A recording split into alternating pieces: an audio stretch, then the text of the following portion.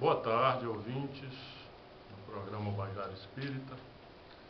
Nós tivemos a oportunidade de fazer o tema sobre Espiritismo e Ecologia, falando das ligações que existem entre Ecologia e Espiritismo, no aspecto histórico, no aspecto conceitual e em vários outros aspectos. Hoje a gente vai falar da questão da sustentabilidade. Quando a gente fala de ecologia e também de espiritismo, a gente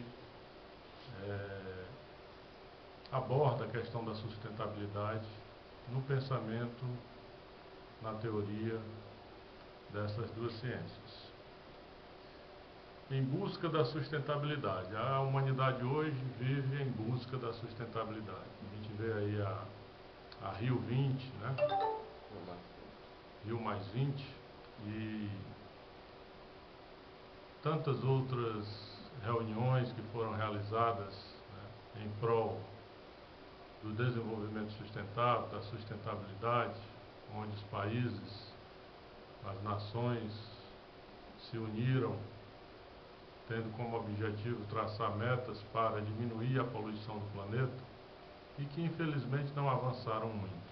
Ainda falta a educação, a conscientização, principalmente dos países desenvolvidos, como Estados Unidos e outros, a China, que está um país em desenvolvimento, que está em grande crescimento, que não tem muita preocupação com os aspectos ambientais e que comprometem desta forma a vida no planeta.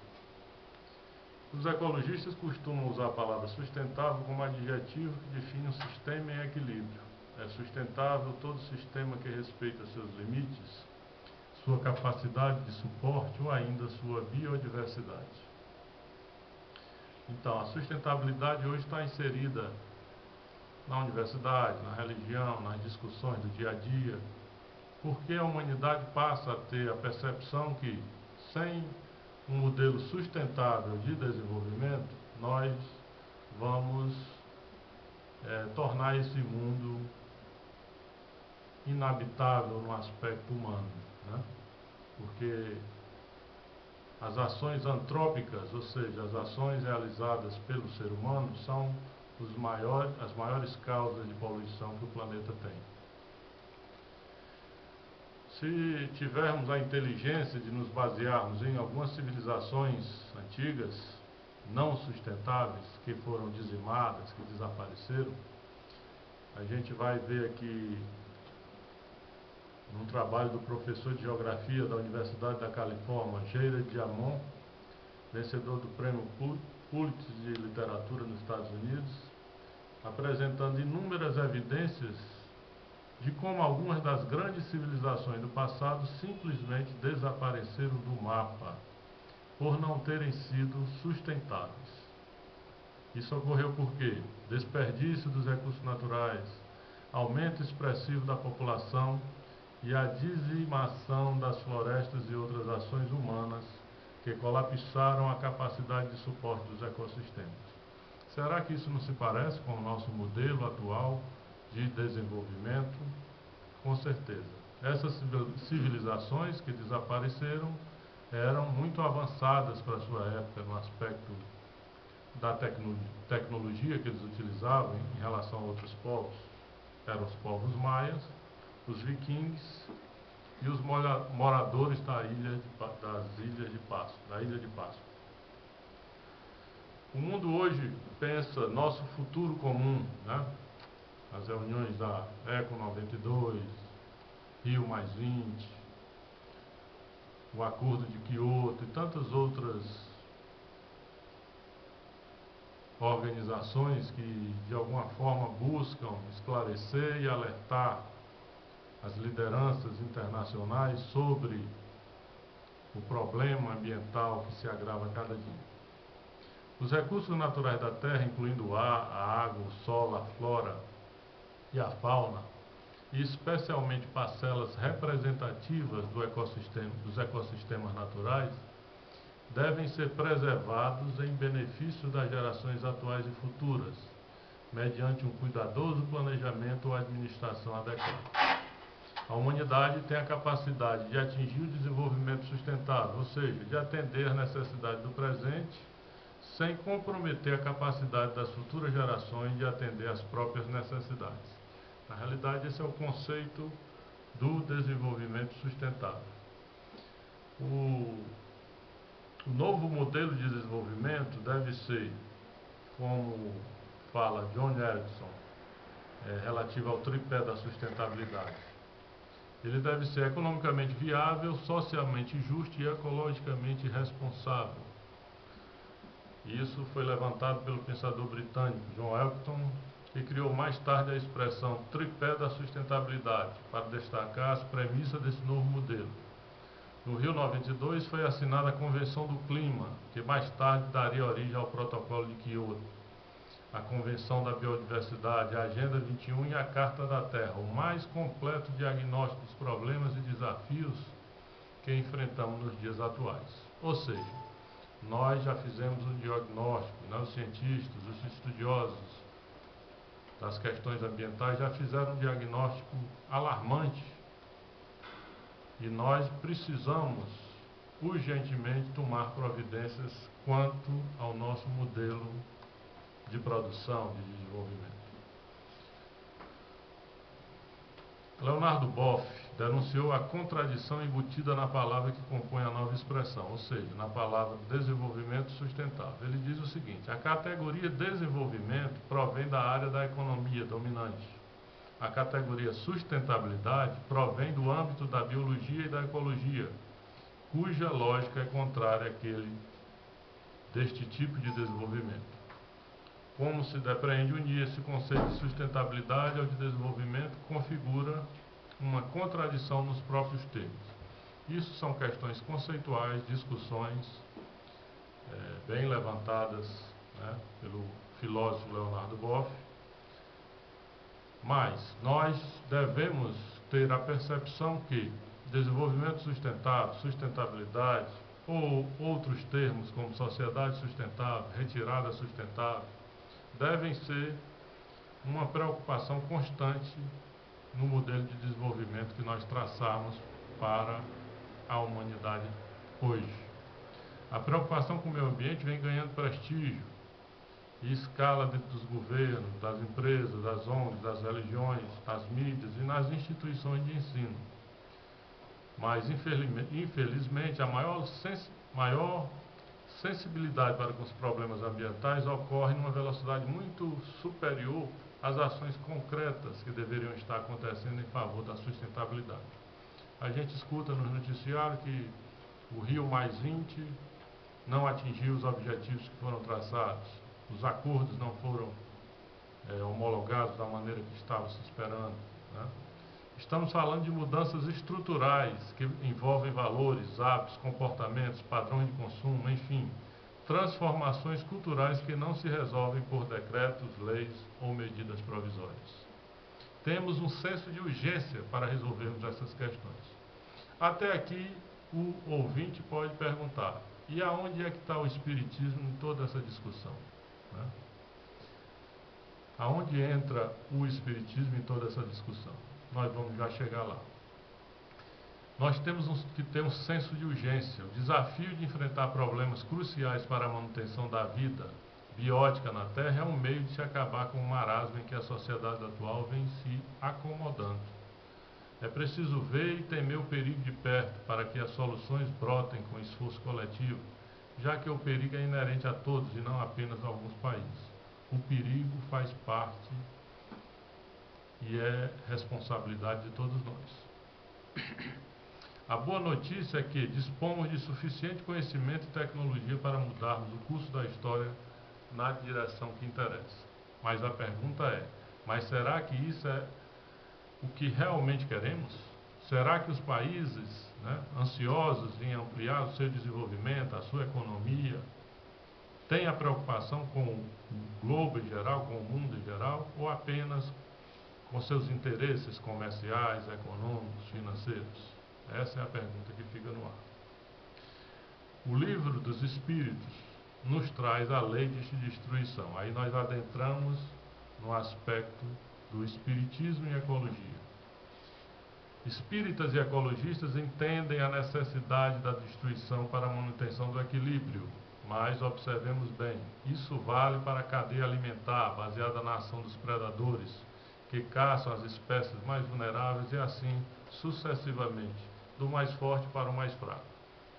É esse equilíbrio dinâmico, baseado em sofisticadas engrenagens que regem a vida e a morte. Ele assegura a perenidade dos ecossistemas e dos seres vivos que neles existem. Essa lei de destruição é uma lei divina. É uma lei regida, organizada num processo harmônico e não num processo desenfreado de destruição, que é o que o homem faz com a natureza.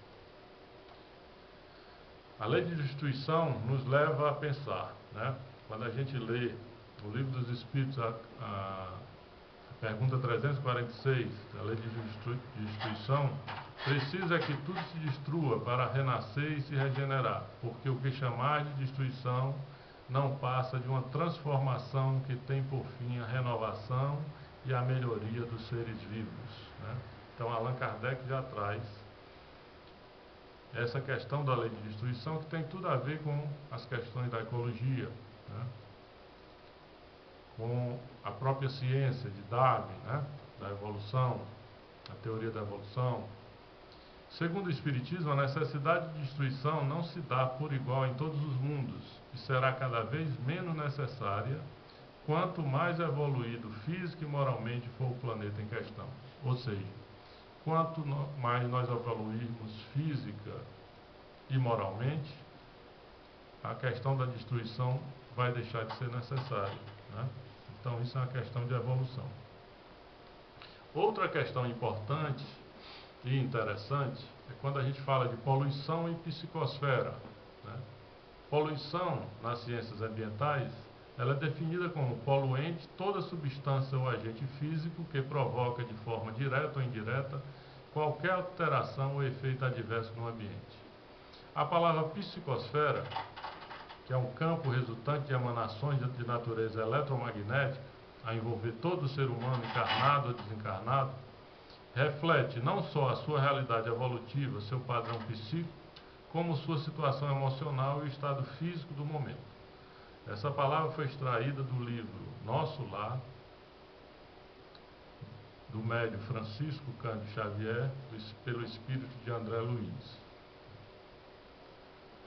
Ecólogos do mundo inteiro preocupam-se na atualidade com a poluição devastadora que resulta em detritos superlativos que são atirados nos oceanos, nos lagos e nas terras ditas inúteis, circunjacentes às grandes metrópoles, como tributo pago pelo conforto e pelas conquistas tecnológicas. Quem provoca essa poluição?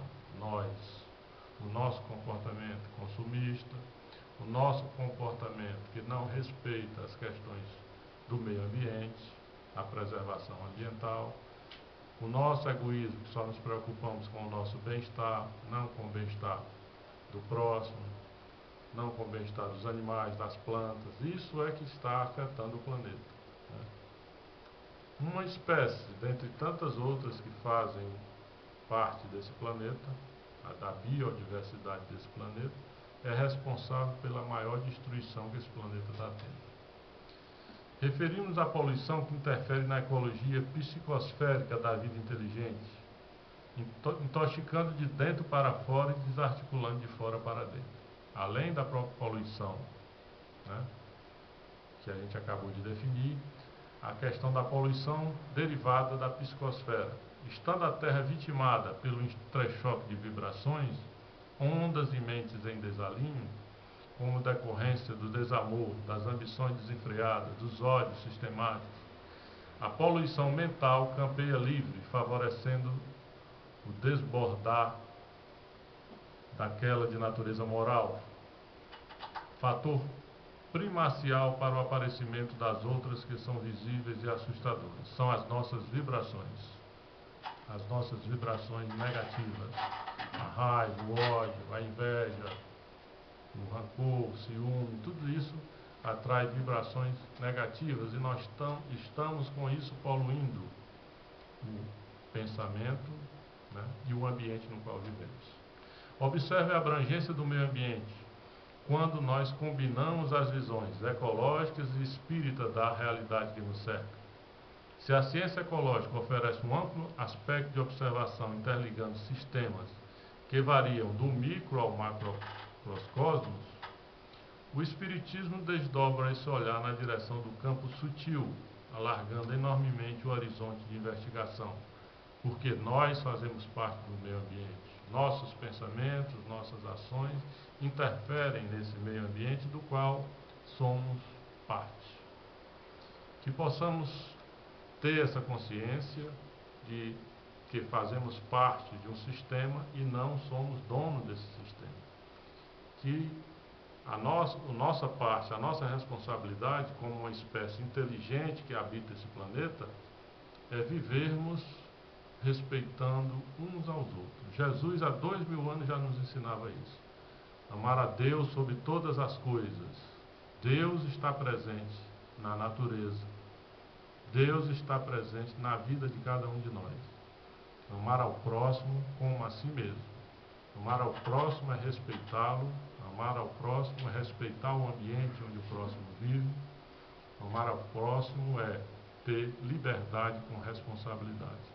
Então, que nós possamos conscientemente traçarmos para o nosso presente e futuro uma forma harmônica de conviver nesse planeta. Seja no aspecto da poluição, acabando com essa poluição, evitando essa poluição ao máximo. A gente sabe que é impossível acabar 100%, a gente pode melhorar bastante. Temos tecnologia, temos conhecimento, inteligência para isso. Diminuirmos a nossa poluição mental, né? Melhorarmos os programas de televisão, melhorarmos a nossa forma de pensar, melhorarmos o nosso comportamento. Tudo isso é uma melhoria no âmbito maior do que a gente chama de meio ambiente. Aqui a gente agradece aos ouvintes e desejamos, nessa data comemorativa do Dia dos Pais, um feliz Dia dos Pais a todos os pais e que os pais possam ouvir mais os filhos que estão mais preparados nessa questão ambiental do que nós mesmos. Que assim seja.